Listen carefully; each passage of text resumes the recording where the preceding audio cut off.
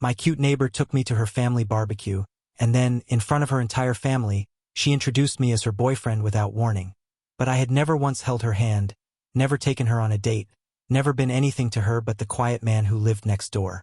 I was standing in the backyard of a house I'd never entered, holding a plate of ribs, when the woman who waved at me every morning across our shared fence turned to her father and said, "Daddy, this is the boyfriend I've been telling you about."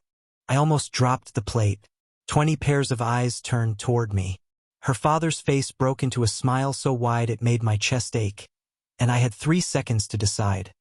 Blow up her lie in front of everyone she loved, or play along.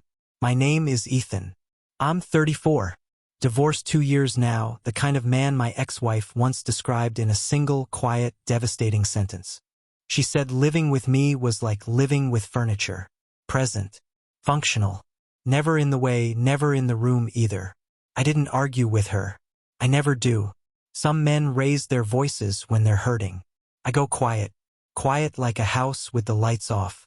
After the divorce, I moved into a small rental with a porch too narrow for 2 chairs, and a fence line that separated my yard from hers. That's how I met her. Not through a conversation. Through a fence. Her name was Claire.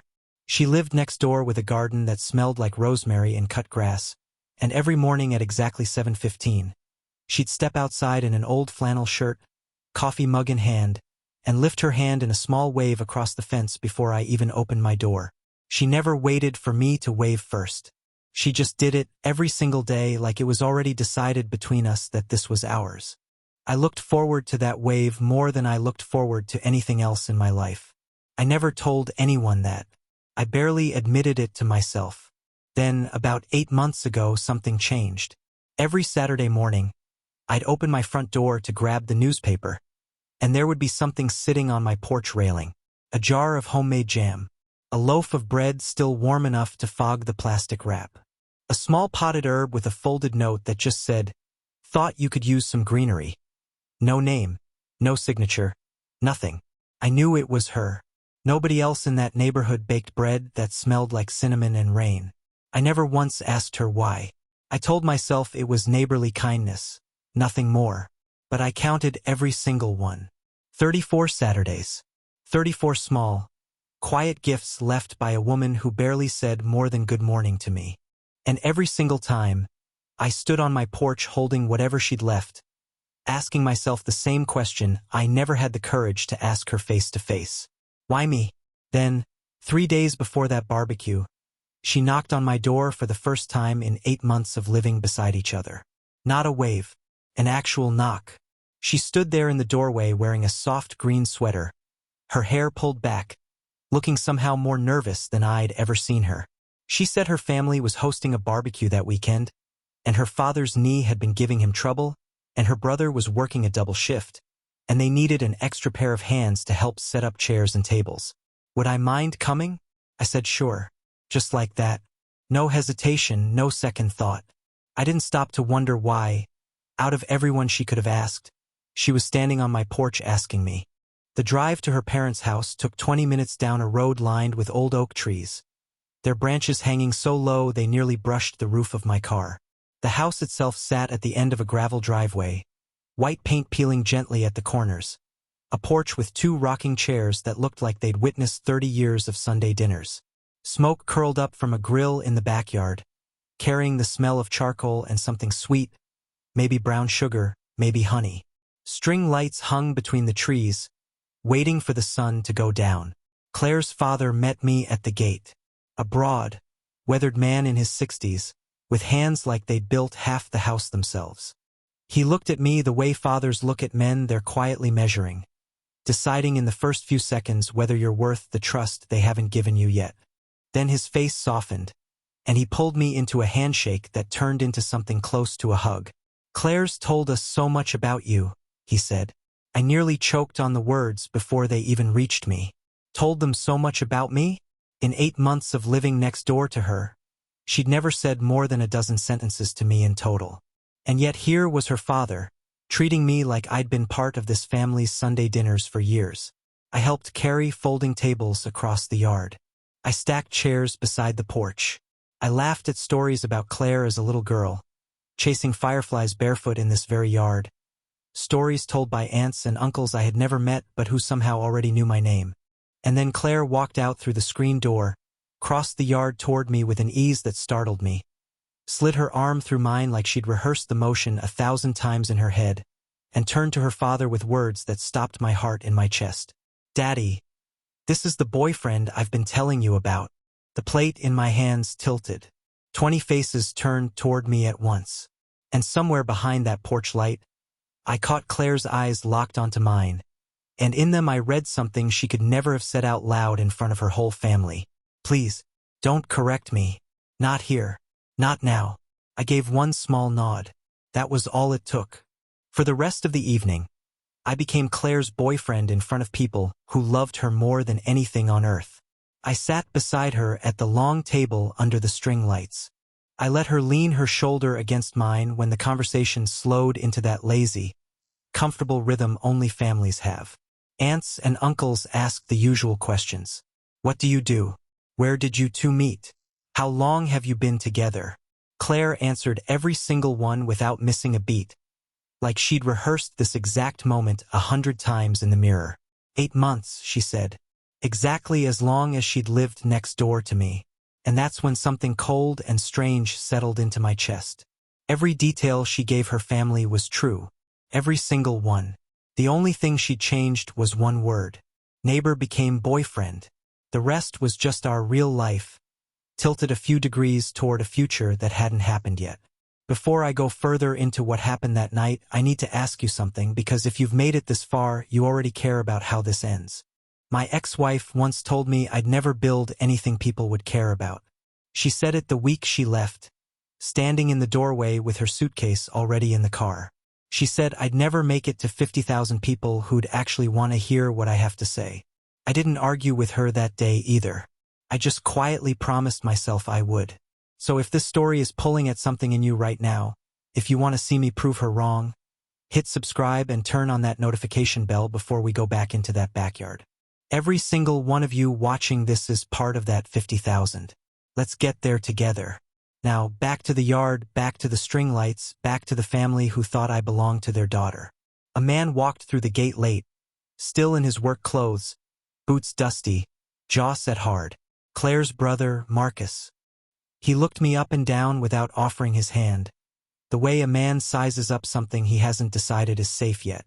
"So you're the one Claire won't stop mentioning," he said flatly. That single sentence did two things at once. It told me Claire had been talking about me for months behind closed doors. And it warned me that Marcus hadn't yet decided whether I deserved that. After the barbecue wound down, after the last plate was cleared and the aunts had hugged me goodbye like I was already family, Claire and I sat in my car in her parents' driveway. The porch light dimmed behind us. The string lights swayed in the breeze above the yard, throwing soft, shifting patterns across the hood of the car. The air still smelled like charcoal smoke and cut grass, and for 3 full minutes, Claire said nothing at all.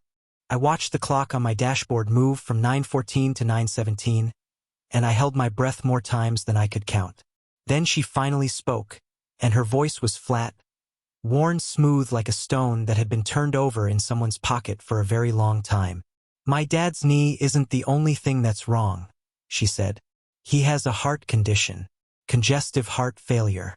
The doctors gave him a timeline, Ethan. They gave my whole family a countdown, and nobody talks about it because if we say it out loud, it becomes real." She stared straight ahead through the windshield at the dark road, her hands folded tightly in her lap. "He told my mother there's only one thing he wants before things get worse. He wants to see me settled, happy, with someone he trusts before he runs out of time to trust anyone at all." She turned to look at me then, and her eyes were dry, but there was something behind them that looked like it had been crying for months without ever once letting a single tear fall. I couldn't bring just anyone into that house and lie to my father's face. I needed someone I actually trusted enough to stand next to. Someone who wouldn't turn this into something ugly. She paused. "You were the only person I could think of." I didn't say anything. I didn't reach for her hand, and she didn't reach for mine. We just sat there in the dark, two people who had somehow built an entire fake relationship out of nothing but 8 months of silent Saturday mornings and a fence between two backyards.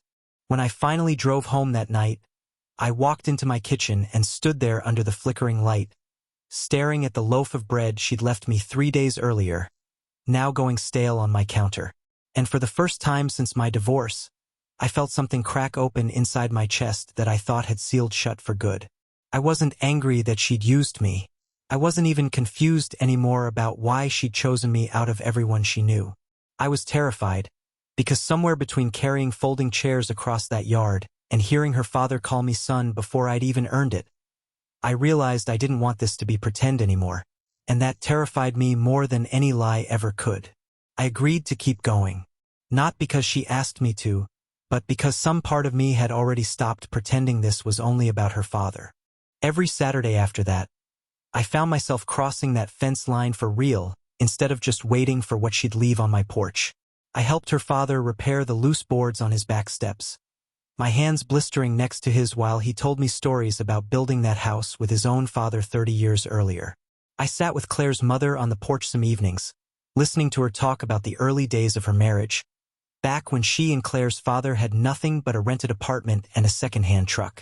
Claire and I were honest with each other about the boundaries. This was still a performance, we told ourselves. Something we were doing for her father's sake.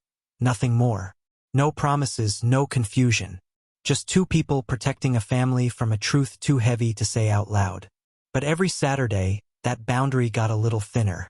Her fingers brushed mine when she passed me a plate, and she let it linger half a second longer than she needed to. She laughed at something I said in a way I never heard her laugh with anyone else, quieter, warmer, her eyes closing just slightly like the sound belonged only to the two of us. I found myself checking the clock on Friday afternoons, counting down the hours until I could see her again, inside a lie that had somehow started to feel more honest than my entire marriage ever had. Then, one evening, everything nearly broke apart. Marcus showed up at my door without calling first. He stood on my porch with his arms crossed, jaw tight, the same look he'd worn the night we met. "I need you to be straight with me," he said. "Do you actually care about my sister? Or is this just pity because of my dad? Because if it's pity, I need to know now. Not after she gets hurt." I didn't answer right away. Not because I didn't know the answer, but because the truth that rose up in me arrived with a certainty that startled even myself. "I don't know what to call it yet," I said slowly. "But every single morning, before I even open my front door, I look for her across that fence before I look at anything else in my life. If that's not an answer, I don't have a better one." Marcus studied my face for a long time. Something in his expression shifted, the way a man's shoulders drop when he finally decides the ground beneath him is solid. Then, for the first time, he offered me his hand. I took it. This time, it wasn't a test. It was acceptance. That same week, Claire's father collapsed in the kitchen. An ambulance ride, an overnight stay, machines beeping in a room that smelled like antiseptic and fear. I sat beside Claire in that hospital hallway for 6 hours straight, holding a paper cup of coffee neither of us drank, saying nothing, because there was nothing that needed saying. When her father finally opened his eyes and saw the two of us sitting there together, he reached for Claire's hand first, then mine, and held them both at the same time like he was tying a knot he'd been waiting months to finish. "I knew," he whispered, his voice rough from the tubes still taped to his face. "I knew from the first night at that barbecue you weren't really her boyfriend yet." He smiled weakly. "But I also knew you would become one. Some things just need a little time and a small push." Claire's hand tightened around mine, and for the first time since that first backyard, neither of us pulled away. He recovered slowly over the following months. Slower steps, shorter walks around the yard, but steady, present, alive. And somewhere in those months, without either of us marking the exact day it happened, Claire and I stopped performing entirely. We started dating for real, quietly. No announcements, no explanations to anyone who hadn't already been standing in that yard with us from the beginning. I stopped waiting for Saturday gifts on my porch, because now I just walked next door instead. She stopped leaving notes because now she said the words herself. The fence between our two yards is still there, But there's a gate in it now, one we built together on a Sunday afternoon with her father supervising from a lawn chair, calling out instructions he didn't really need to give. 1 year after that first barbecue, her family held another one. Same yard, same string lights, same smell of charcoal drifting into a soft summer sky. When Claire took my hand and walked me toward her father and said, "Daddy, this is my boyfriend," she didn't need to add another word. And this time, I didn't almost drop the plate in my hands. I held it steady, sure of exactly where I was standing and why. I used to believe that being quiet made me forgettable. My ex-wife believed it too. But Claire heard me anyway in the silence, in the small things left on a porch railing, in a fence that slowly turned into a gate. She introduced me as her boyfriend before I ever became one. But maybe she wasn't early. Maybe I was just late. So I want to ask you something, and I want you to really sit with it before you answer in the comments below. If someone you loved introduced you to their family as theirs, before you had ever said a single word about it out loud, would you correct them in front of everyone they love, or would you quietly decide to become exactly what they already believed you were?